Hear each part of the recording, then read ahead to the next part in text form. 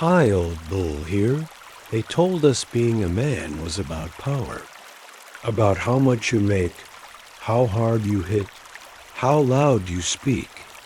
But here's the truth most won't admit. You can have all that and still not be the kind of man worth remembering.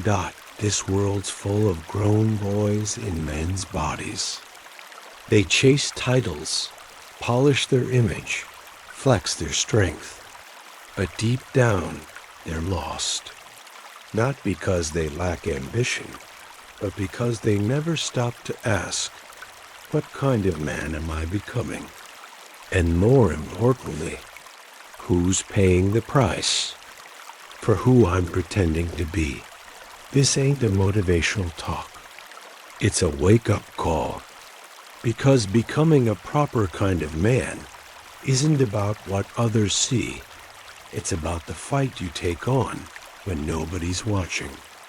It's about the scars you carry, the weight you don't complain about, the silence you honor, and the line you refuse to cross, even when it'd be easier to give in. If you're tired of feeling like something's missing, if you've got that ache in your chest that says, I was made for more than this, then listen closely. I'm not here to entertain. I'm here to remind you of what you already know, but might have forgotten. A man's legacy isn't built in noise. It's carved in quiet decisions, one day at a time. So grab your coffee, light that cigar, and let's talk about becoming a proper kind of man. Not someday, but starting now. Being a good man ain't about being liked. It ain't about having the cleanest boots in town or the firmest handshake at church. No, being a good man, a real man, means showing up for life with your sleeves rolled up, your heart wide open. It means more than just avoiding wrong. Anybody can sit still and stay out of trouble. But that doesn't mean they're doing anything right. Goodness isn't neutral. It's movement. It's action. It's walking across the street when you see your neighbor struggling instead of just nodding from the porch. It's asking, not pretending. Showing up, not scrolling by. I've known men who looked tough on the outside, spoke polite words, but never lifted a finger unless it benefited them. And I've known others quieter types who fixed fences in the rain for a widow, gave rides to broken down friends at midnight, and brought firewood to strangers in the dead of winter. That's presence. That's Christianism lived out loud. A good man doesn't wait to be called heroic. He moves like a river, steady and needed. Being a protector starts at home, sure, but it doesn't end there.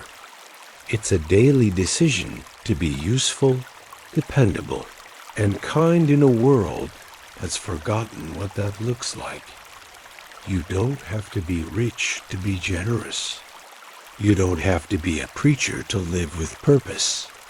Start small, look your wife in the eyes when she talks. Put your damn phone down at dinner.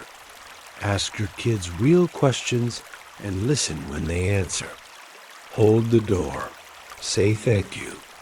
Write a note to your father or your brother, even if it's been years. That tired cashier, the lonely coworker, the homeless man under the overpass, they're all part of your world.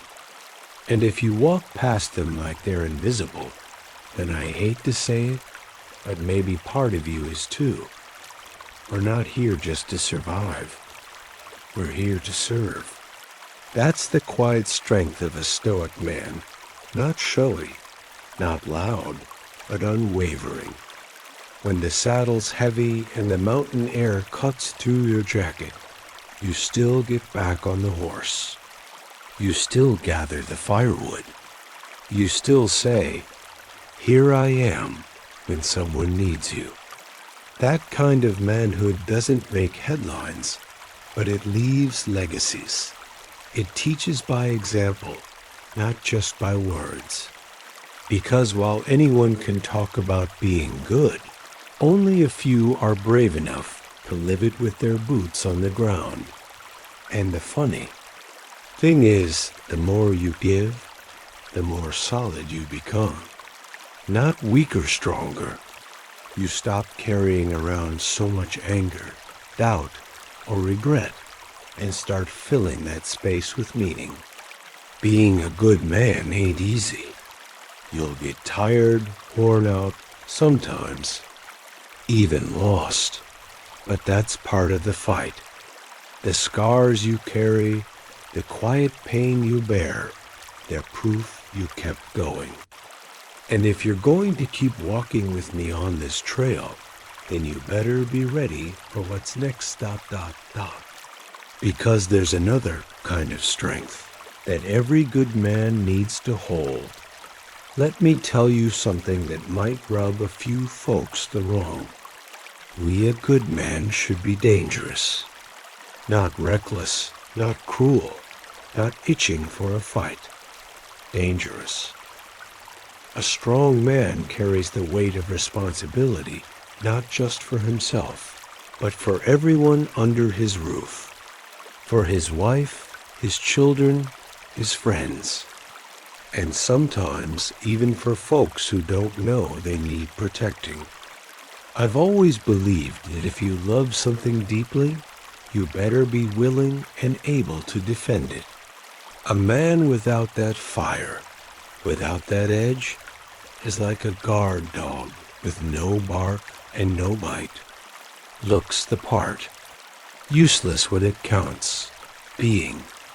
Dangerous isn't about storming into rooms with your chest puffed out or hanging rifles on the wall for show.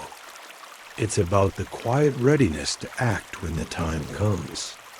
I've seen real danger in the eyes of men who spoke gently, moved slowly, but had a storm brewing just beneath the surface, a calm, controlled power that didn't need to be proven, only unleashed when someone crossed a line they shouldn't have. That's what I call quiet strength. That's manhood in its rawest form. Like a saddle-worn horse that doesn't buck unless you pull too hard on the wrong rein. You don't become that kind of man by accident. You earn it. You train. You sweat. You make discipline your brother and patience your friend. Learn how to use your body, not to dominate, but to protect. Go to the gym not for vanity, but so your daughter never feels unguarded walking through a dark parking lot. Learn how to use a knife, a rifle, your own hands if need be. Not to intimidate, but to ensure your family sleeps in peace. And if your instincts tell you something's wrong, you better have the backbone to act, even if it means standing alone. There's a story I heard once about a farmer who kept a mean old rooster. That bird wouldn't crow much, but he'd watch everything. And when a coyote slipped into the yard one night, it wasn't the dog who raised the alarm. It was that quiet rooster, tearing into the intruder like a whirlwind. That rooster didn't talk tough. He didn't strut. But when the moment came, he was all fury. That's how a protector moves. Not for show, not for praise, but because his people needed him. A strong man, a real man, doesn't need a spotlight. His strength reveals itself in the shadows when no one else is watching. You see, danger without direction is chaos. But danger with purpose, that's power. That's legacy. That's a man you don't want to cross, and a man you're glad. to have by your side. So don't just be strong, be sharp. Be alert. Be ready. The people you love are depending on your fire, not your excuses. And sometimes, when the wolves are at the door, being a kind man ain't enough. You gotta be the one they fear, and the one they run to all at the same time. And the only way to carry both swords is if you've trained your heart to be just as firm as your fists. Now, there's something else we need to talk about if you're truly serious about becoming that kind of man. You can spot a man who's stopped learning from a mile away. His eyes are dim. His words are hollow. His choices? Well, they tend to follow the wind. A real man, a strong man, never lets his mind rust. He sharpens it daily, like a blade meant to serve, not show off. And education? That ain't about diplomas or sitting in some lecture hall, bored out of your skull. It's about curiosity with teeth. It's reading, observing, listening. It's walking through the forest and knowing the names of the trees, or sitting with a worn book under the saddle of your truck while the sun drops behind the mountain. A real man studies life because he understands that knowledge isn't a luxury, it's responsibility. I've known ranch hands who couldn't spell philosophy, but had more wisdom in their calloused hands than most men in suits with 12 degrees. But you want to know the difference between the ones who grow and the ones who stagnate? Hunger to know more, to understand, to apply what's learned. I remember once I was taught how to track deer in the snow by an old hunter who never finished the 5th grade. Yet every broken twig, every shift in the wind told him something. That man had learned to read the world, not just words. And when he spoke, he had that quiet authority that makes you lean in, not because he shouted, but because he knew. Every decision you make, how to handle a fight, when to speak up, how to raise a son depends on the foundation you build in silence. Books, stories, and hard-earned lessons. Pick up Meditations by Marcus Aurelius, and you'll learn the art of steady thinking. Read Letters from a Stoic by Seneca, and you'll understand the strength in self-restraint. Don't just stick to one corner of the world. Read about war, nature, craftsmanship, history. Read the Bible, not just for faith, but for principles. Listen to old men. Sit with veterans. Pay attention to your mistakes. Learn from women who've suffered, men who've endured, and even from kids who say the truth without dressing it up. That's education, and it's never done. When you educate yourself, something changes in your posture. You stop needing to shout to prove your point. You move with conviction, not confusion. Your choices become firm because they're rooted in understanding, not impulse. That's the difference between a man who reacts and a man who responds. One burns bridges. The other builds legacy. When I sit by the campfire, cigar in hand, and watch the smoke swirl into the night sky, I think about how many problems in the world come from men who never took the time to think things through, who never slowed down long enough to ask, why? Am I doing this? That's the power of education. It doesn't just fill your head. It straightens your spine. And here's the thing, learning ain't always comfortable. Sometimes it humbles you, makes you realize how much you still don't know. But that's the point. That humility, it keeps you grounded.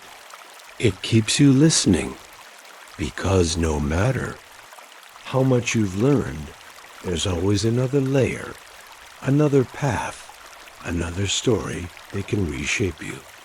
And if you ever hope to guide others to be the kind of father, husband, brother, or mentor who leaves a mark, you better stay in the classroom of life until your last breath. And once you start learning how your emotions work and what truly fuels your peace, well, then you start to realize where real strength of character is born. I've seen men crumble, not because they lacked muscle or means, but because they let their emotions steer the wheel without ever checking the map. Truth is, being a man doesn't mean pretending you don't feel. It means making sure those feelings don't burn your house down. Emotional balance ain't a natural talent. It's a practiced discipline, and it starts with intention. You wake up, you feel the weight, and instead of letting it drag you under, you choose how you're going to carry it. Not perfectly, not easily, but consciously. Like a man gathering firewood for the storm he knows is coming. That's what quiet strength looks like. Some days, your thoughts come at you like wild horses, kicking and braying, and the old version of you might have just grabbed a bottle, yelled at someone, or gone silent for 3 days. But a strong man, older man who's walked through the smoke and come out with scars, he learns to pause, to breathe, to ask himself, is this mine to react to, or is this just passing through? That's the power of choice. You don't control the wind out here in the wilderness, but you sure as hell can choose how to set your sail. I've made that choice 100 times before breakfast, and some days I still mess it up. But the difference is now, I know what I'm aiming for. Let me tell you something that helped me. I started treating my emotions like campfires. You don't ignore them. That'll leave you cold. You don't pour gas on them, either that'll burn everything down. You tend them. You sit with them. You listen to what they're trying to say without letting them shout over everything. That's emotional maturity. That's the kind of manhood they don't teach in schools, but will save your marriage, your friendships, and your own sanity. If you've got anger, don't bury it, channel it. Go chop wood. Go run until your legs burn. Build something with your hands. Use it to protect, not to destroy. And you know what else matters? Who you let in. Choose people who help keep you centered, not those who knock your compass off just for fun. You ever notice how being around certain folks feels like standing in a storm, while others feel like mountain air at sunrise? That's no accident. Your emotional equilibrium is directly tied to your environment. That's why solitude can be holy. That's why a man by a campfire, with a cup of strong coffee and the sound of owls in the distance, can find more peace than a man in a crowd with 1,000 voices in his head.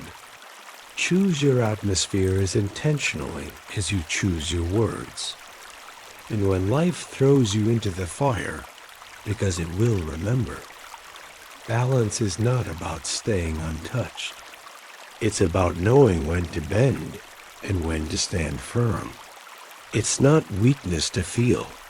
It's weakness to be ruled by feeling. The real man, the good man, he walks through pain, through doubt, through fear, with his eyes open and his fists not clenched in rage, but held steady in responsibility. And as he does, something deep inside begins to solidify, like steel forged. By heat, self-respect takes shape, the kind that doesn't need applause to know it's doing right. And from there, something else begins to rise. There's a kind of silence that isn't empty at all. It's loaded, heavy like a rifle that hasn't been fired yet. I've learned over the years, through trial and error, and then a little more error, that wisdom ain't just what you say. It's knowing when not to say a damn thing. I used to think speaking up meant strength, that filling the air with opinions made me a strong man. But the older I got, the more I realized that sometimes the most dangerous, most respected, most dependable man in the room is the one who speaks last, or not at all. His quiet ain't weakness, it's restraint.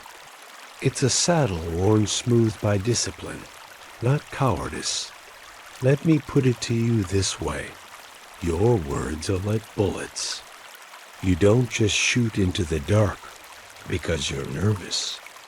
A real man, a stoic man, doesn't fire unless it matters. I've seen husbands ruin evenings, fathers scar their kids, and brothers burn bridges that took years to build, all because they couldn't keep their mouth shut when their pride got poked. It's not that you shouldn't speak, but when you do, it better be worth the echo. That means pausing, thinking, reading the room, and knowing your weight. Not every opinion is a sword worth swinging. And if your pride's doing the talking, chances are your wisdom left the room first.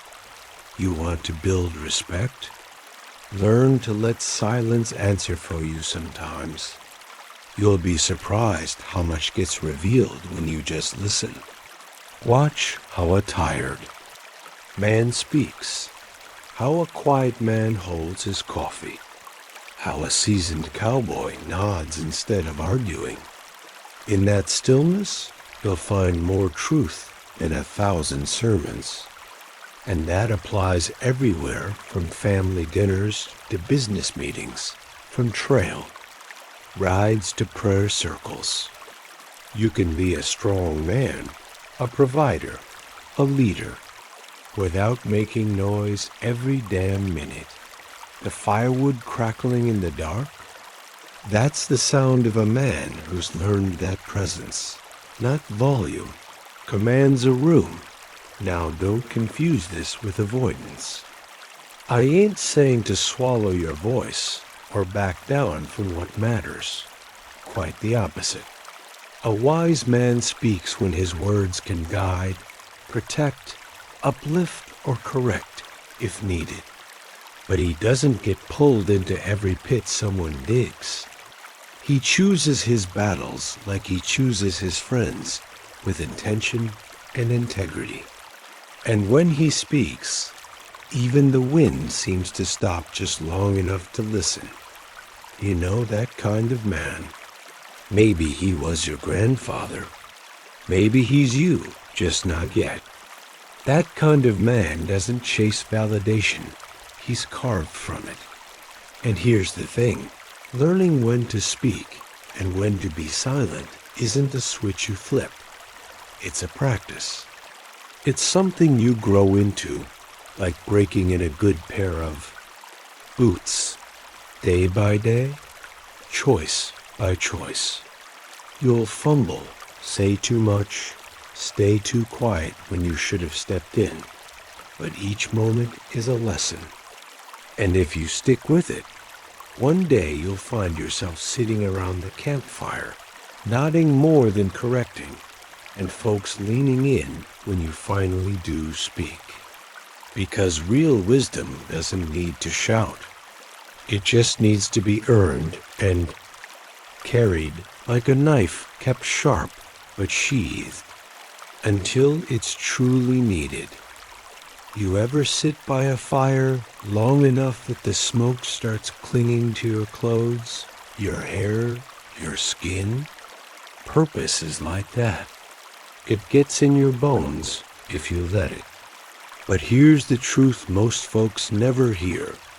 Living with purpose ain't about what you do first. It's about who you choose to become. Long before you pick up a tool, saddle a horse, raise a family, or chase a dream, you've got to decide the kind of man you're willing to be when no one's watching. That's where it all starts. Not in the action, but in the identity. You don't stumble into meaning. You forge it. And the first blow of that forge is the choice. Will I become someone I respect? See, I've met men who looked like they had it all together, nice boots, good money, strong handshake, but they were hollow. Just drifting from one thing to the next, chasing status or applause, waiting for the world to hand them a purpose. Like it was something on a menu. That's not how this works. A real man, an older man, a warrior in spirit chooses the weight he's willing to carry. He don't run from it. He takes responsibility for the pain he causes, the promises he makes, the people he loves, and the path he's on. Not perfectly, but intentionally. And every step he takes from there is guided by that first choice. Be someone worthy. Let me give you something practical here. You want to know who you're becoming? Watch your patterns. The little ones, the things you do when no one's around. Do you choose discipline over comfort? Do you tell the truth when lying would be easier? Do you pause before reacting? These small, quiet moments are bricks in the foundation of a purposeful life. And if you want to build something solid, you better stop acting like you've got forever to lay them. Time is a fire, and it doesn't stop burning just because you haven't figured things out yet. So stop asking what the world expects from you. Ask what legacy you want to leave behind. There's a story I heard once an old Cherokee teaching his grandson. He said, "Inside every man, there are two wolves. One is anger, fear, and shame. The other is courage, kindness, and discipline." The boy asked, "Which one wins?" The grandfather answered, "The one you feed." That story may be simple, but it's true. Purpose isn't born from a mountaintop revelation. It's shaped in the choices you make in solitude, when you're tired, burned out, broken, and no one's coming to save you. That's when the fire inside either fades or flares up again. You either feed the right wolf or you let the wrong one take over. So here's my question to you, my friend. Who are you feeding today? Who are you choosing to become when the world ain't clapping and life feels heavy? That answer will guide more of your life than any career, relationship, or external validation ever could. And once that choice is made, real clarity begins to rise like morning fog lifting off the mountains. Because a man who knows who he is doesn't chase every path, he walks the one worth dying on.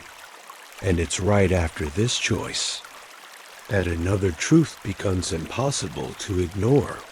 There, Single quotes S, a kind of strength that doesn't make noise. It doesn't slam doors, raise its voice, or walk around puffed up like it's trying to prove something. No, the strongest man in the room ain't the one demanding attention. He's the one who doesn't need it. He sits quiet, observes, waits, speaks only when it matters. That's presence. That's quiet strength. And in a world full of barking dogs, a calm man is a wolf.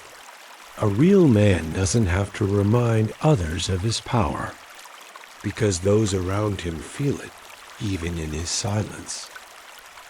I remember riding with an older cowboy.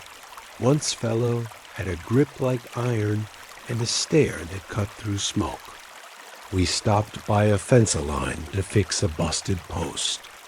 While I was cursing under my breath and rushing to get it done, he just stood there for a moment, took in the land, listened to the wind, and said, "It's gonna rain by sundown."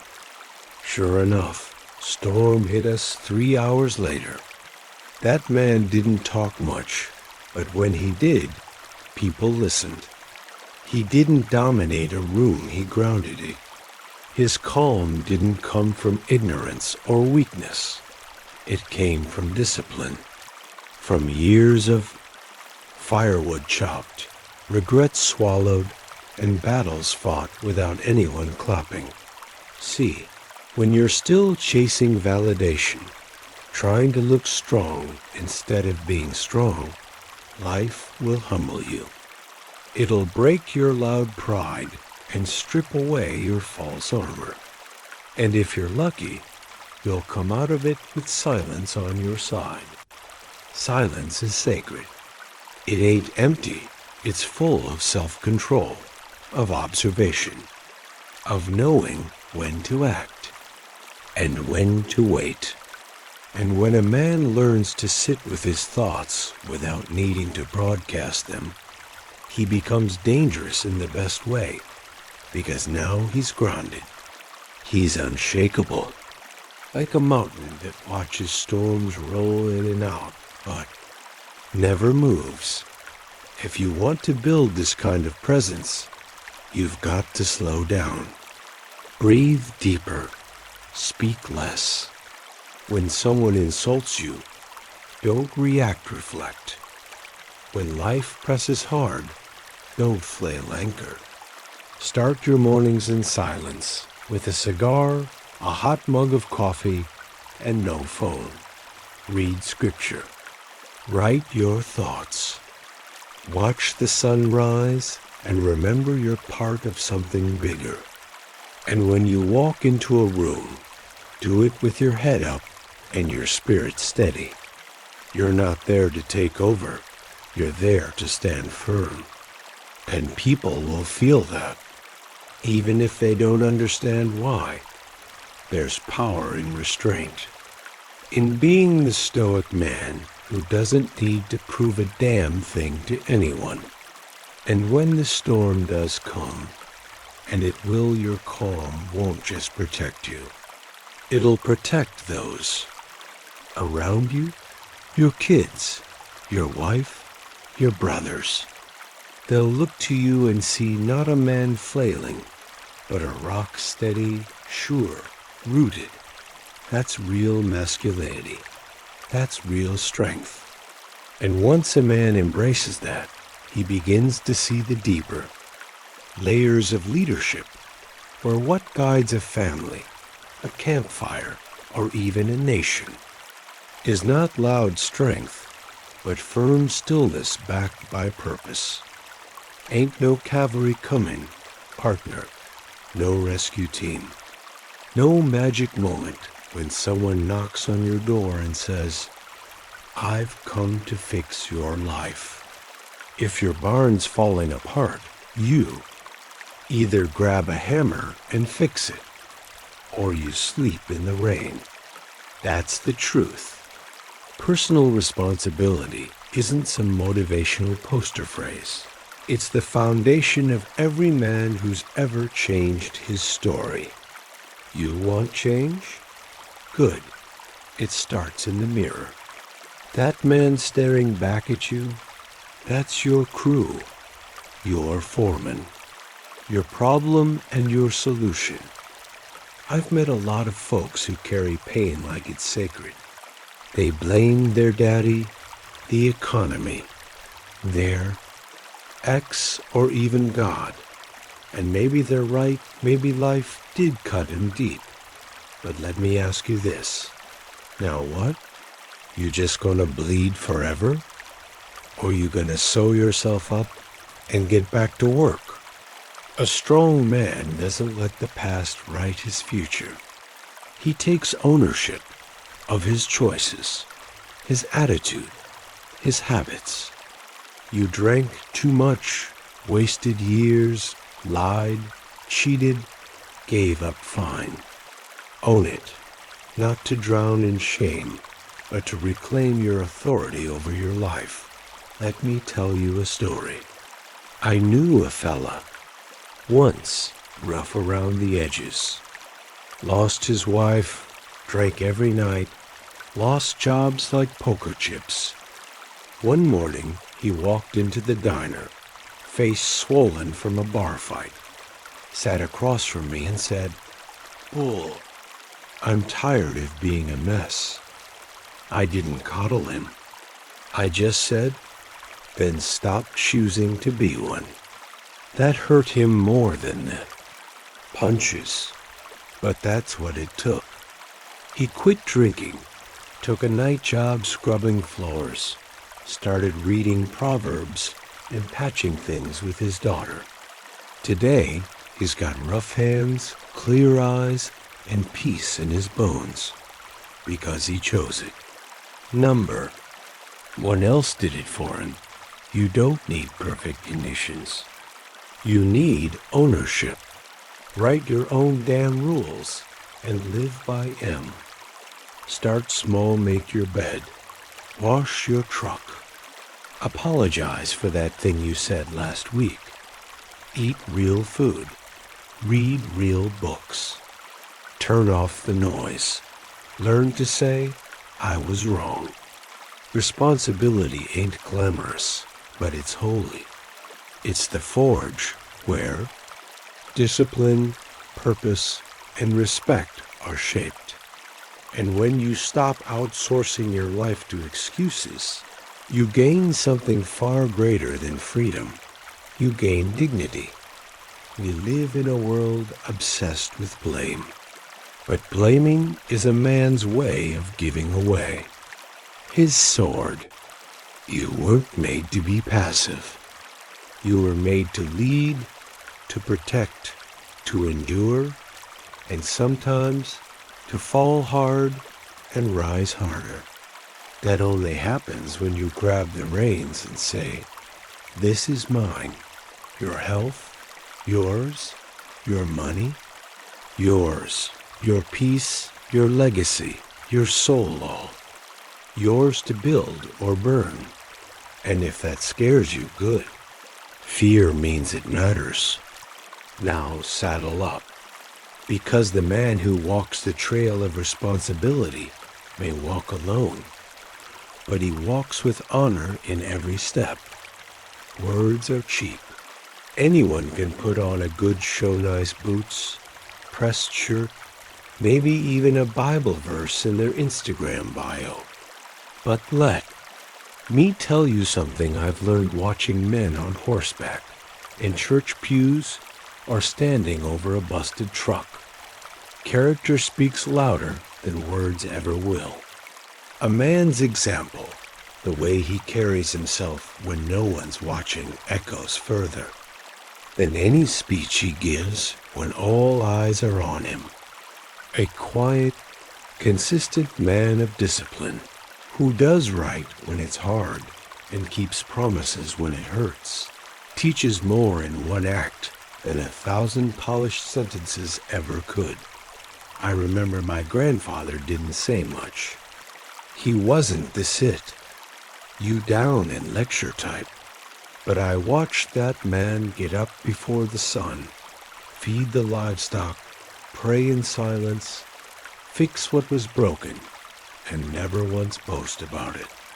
When he spoke, it was soft, but when he moved, we listened, because every action was truth in motion. That's what real masculinity is. It's not about looking tough. It's about being dependable. It's about doing what's right without applause. That kind of man changes the world in quiet ways. There's a boy out there watching you, might be your son, nephew, a neighbor kid, or a stranger at the gas station. He doesn't care what brand of truck you drive or what kind of cigar you smoke. He's watching how you speak to your wife, how you handle pressure, how you treat the waitress. You're preaching a sermon every day with your choices. And if those choices don't match your words, well, that boy learns something too. He learns that hypocrisy is normal, that performance matters more than truth. And we don't need more of that. You want to lead your family? Be the man you wish your own father had been. Be calm in chaos, gentle with the weak, and unyielding. In principle, don't shout values, live them. Show your sons that quiet strength trumps arrogance. And show your daughters that a man who leads with honor is worth waiting for. You won't always get it right. You'll fail. You'll fall. But even how you get back up teaches something.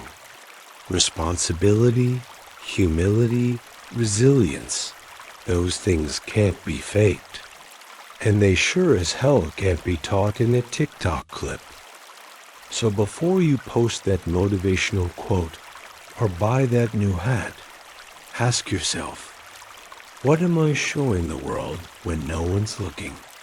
What does my example say when my mouth is shut? Because in the end, your life will be remembered less for what you said and more for what you stood for. And standing for something really standing that starts with the next small, right choice you make today. That you ever walk into a room after a good man's gone? I mean really gone, not just stepped out, but passed on. There's a stillness that settles in, like the wind forgot how to blow. The tools he used are still there. The chair he sat in still warm with memory, but everything feels ... emptier. That's because a man of value doesn't just pass through life. He leaves a mark. He carves his presence into the souls of those around him, not by grand gestures, but by the weight of his consistency, his quiet strength, his integrity, the way he showed up every damn day, even when he didn't feel like it. I've known men like that.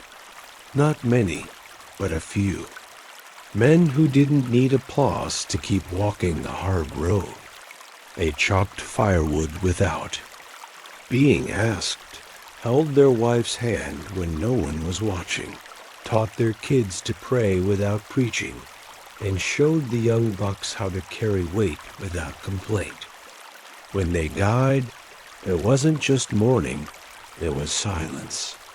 A silence that whispered, something strong stood here, and now it's gone. That's legacy, not followers, not titles.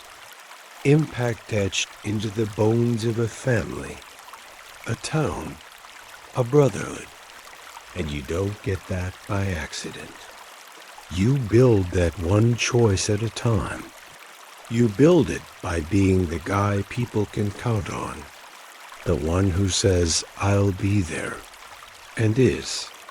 The one who fixes what's broken, not just the fence or the sink, but the peace in the room. You build it by fighting your inner battles quietly and rising again when no one even knew you fell. You show your son how to suffer without bitterness, your daughter how to feel safe near a man's strength, and your woman that honor still exists in this world. That's the kind of man who leaves a hole no one else can fill. The truth is, most people won't remember what you said. They'll remember how they felt in your presence. Did they feel seen, protected, encouraged, or did they feel like a burden? A man of value brings calm, direction, meaning. And when he's gone, the world doesn't just keep spinning like nothing happened.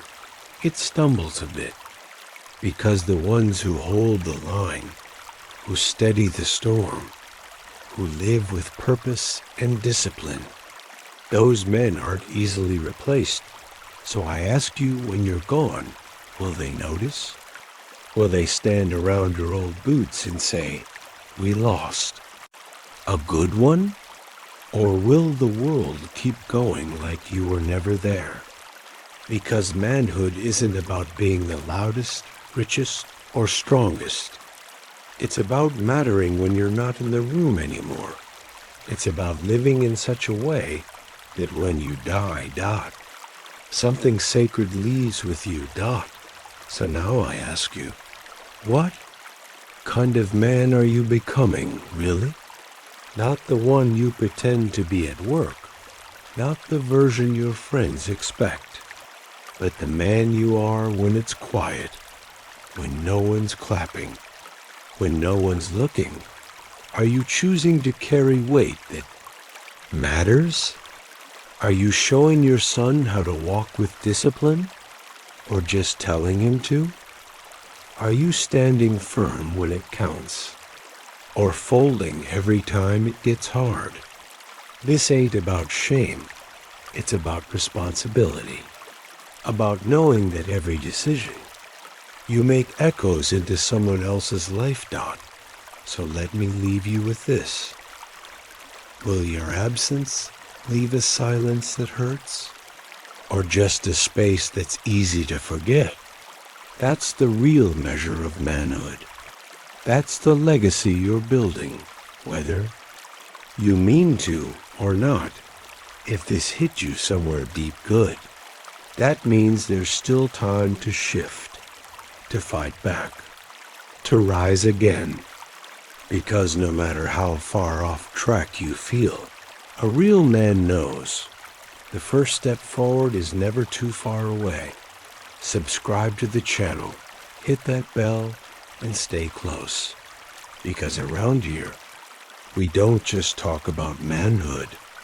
We live it quietly, daily, and with our boots planted firm.